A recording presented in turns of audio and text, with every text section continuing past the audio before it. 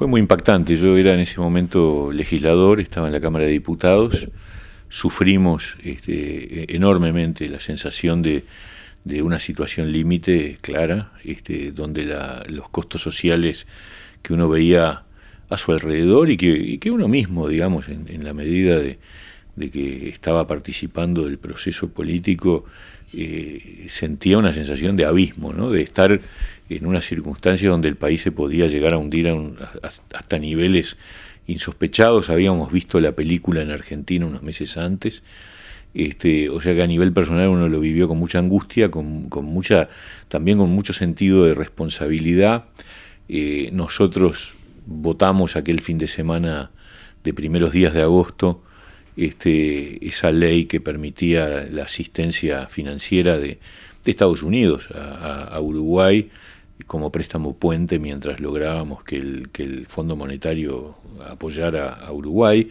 Y yo siempre recuerdo en ese fin de semana la actitud que nosotros desde el Partido Independiente asumimos, porque me parece que fue, yo creo, la marca de fábrica. El partido era un partido que recién se estaba fundando en ese momento, y en ese momento había que votar esa ley, y con los votos del Partido Colorado y el Partido Nacional alcanzaban. En ese momento Partido Colorado y Partido Nacional eran el 55% del Parlamento, y el Frente Amplio votaba en contra. El Frente Amplio no obstaculizaba la votación, pero votaba en contra. Y entonces en ese momento el diputado Iván Posada, en representación nuestro, de todo el partido, dijo: con los votos de blancos y colorados alcanza para que se vote esta ley, pero los votos del Partido Independiente están. ¿Por qué? Porque se trata de salvar a la patria. Y entonces nosotros, ante esas circunstancias, no estamos midiendo costos políticos, simplemente estamos diciendo: aquí están los votos del Partido Independiente sumados a los de blancos y colorados para en ese momento aprobar una ley que el Frente Amplio no quiso aprobar porque pretendía mantener una postura de oposición, pero en definitiva estaba cruzando los dedos de que se aprobara, porque si no el país se iba al diablo, ¿no? Luego, yo diría, a mí me tocó participar de la comisión investigadora de la crisis bancaria, por lo tanto tuve la oportunidad de conocer en profundidad, en detalle, todo el proceso de la corrida bancaria, de la actitud del Banco Central, de la actitud de los dueños del Banco Comercial, del Banco de Montevideo, y yo diría que, y del Banco de Crédito, porque a veces uno se olvida. Yo diría, la moraleja que uno saca es que hubo comportamientos complicados de parte de algunos banqueros, pero también hubo una gran debilidad del Banco Central en sus procedimientos de contralor y una actitud poco profesional de lo que era en ese momento la Superintendencia de Instituciones Financieras, que era la que tenía que controlar a los bancos. No estaba capacitada ni preparada para enfrentar una corrida, ni tampoco para enfrentar a actores del otro lado a los que tenía que controlar, que eran mucho más rápidos que los procedimientos de contralor. Máximo teniendo ya la imagen de Argentina.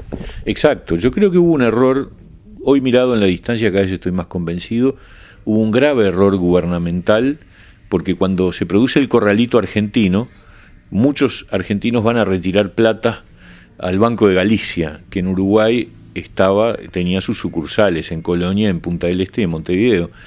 Y el Banco de Galicia empieza a recibir reclamos de retiros, y ahí hay una decisión, a mi juicio equivocada, del gobierno, que es que decide no asistir al Banco de Galicia. Y entonces el Banco de Galicia en determinado momento cierra sus puertas porque no puede dar abasto a los retiros. ¿Y qué es lo que se pasó? Se pasó una señal pésima hacia los ahorristas argentinos, que dijeron: caramba, si el Banco de Galicia cerró, entonces acá se viene el corralito también, en Uruguay. Y entonces vino el drenaje de los retiros de los otros bancos uruguayos. Empezó con el Banco Comercial, después siguió con el Banco Montevideo, con el Banco de Crédito. Allá de las maniobras de los RON, ¿no? Que yo creo que a la luz de los 10 años de la crisis, los ROM salen para el costado, habiendo sido muy responsables de la crisis, mientras que los Peirano pagan todas las cuentas, pagan todas las cuentas en sentido penal, no las cuentas económicas. Pero me parece que hay como una asimetría muy grande. Y ni hablar del Banco de Crédito, donde el Estado tenía parte y el Estado toleró que durante todo el año 2001 cuando el socio mayoritario, que era la gente de la secta Amun, retiró millones y millones de dólares del banco de crédito, y el representante del Estado los vio pasar. O sea, hubo muchas irresponsabilidades. Pero creo que aprendimos. Hoy, transcurridos 10 años, el Banco Central es mucho más profesional, está mucho más sólido, la exposición nuestra al riesgo de los ahorros argentinos es mucho menor, el Uruguay está mucho más sólido desde el punto de vista como plaza financiera, tenemos el riesgo país más bajo de la historia, y en aquel momento lo tuvimos el más alto de toda nuestra historia. Qué paradoja, ¿no? 10 años después. Aparte aprendimos términos nuevos, ¿no? A conjugar términos nuevos, el corralito, el default, el riesgo de país, nadie sabía lo que era. Exactamente, fueron cosas que las tuvimos que aprender de golpe, fueron lecciones muy duras, en su momento fueron muy duras. Nosotros que éramos parte del Poder Legislativo en ese momento, sufrimos además el cuestionamiento, digamos, de la ciudadanía. No llegamos al que se vayan todos, pero anduvimos cerca. Y eso fue duro también.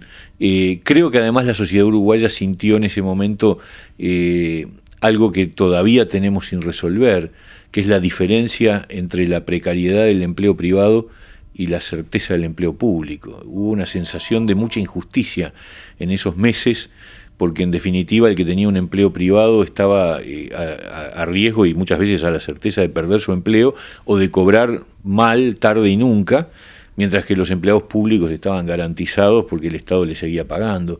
Y eso generó una sensación muy de malestar y de injusticia muy grande, que yo creo que todavía tenemos sin resolver, porque en definitiva de aquel entonces a la fecha lo que ha cambiado es la situación económica del país, pero no las reglas de juego, ¿no? Para terminar este bloque, antes por imprevisión y que prácticamente se cayó el país, hoy se es previsor y se tiene, más allá de esta bonanza, se tienen los fondos para decir estamos a resguardo.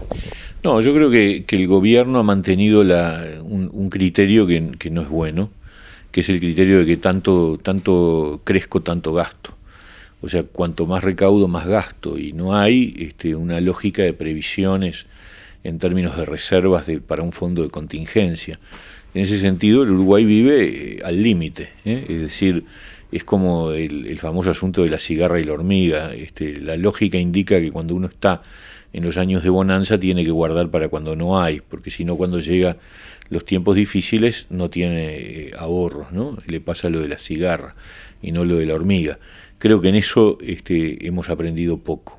También creo que estamos desperdiciando una gran oportunidad. El otro día tuve oportunidad de leer un artículo de 3 economistas uruguayos jóvenes del Instituto de Economía de la Universidad de la República, donde con una metodología muy compleja, que yo no entendí mucho, pero en definitiva lo que ellos concluían era, hicimos un análisis comparado, decían los autores, desde 1870, es decir, de la Torre, hasta nuestros días, y miden la comparación del crecimiento del PBI por etapas, por épocas, y el PBI per cápita. Bueno, ¿cuál es el momento de mayor crecimiento de toda nuestra historia del PBI per cápita? Estos últimos años. Entonces, cuando uno mira esa situación y lo compara, en las épocas de la Torre se alambraron los campos, se aprobaron los códigos, se creó la enseñanza en la escuela pública de Varela, se desarrollaron la asociación rural, etcétera, etcétera. En los tiempos de Valle, del viejo Valle, del primer vallismo, se aprobó la legislación social, se creó el estado de bienestar, se desarrollaron buena parte de las empresas públicas, y ahora uno dice, bueno, ¿y qué nos está dejando esta época de privilegio, que es la mayor de todas? Una educación destruida, una salud en crisis, una seguridad como nunca antes hemos visto en términos de su ausencia, una crisis de la integración social.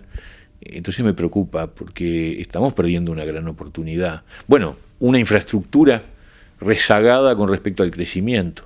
Baste mirar lo que pasa en el puerto de Nueva Palmira, y de cara al futuro en Rocha, bueno, es una moraleja que hay que aprender.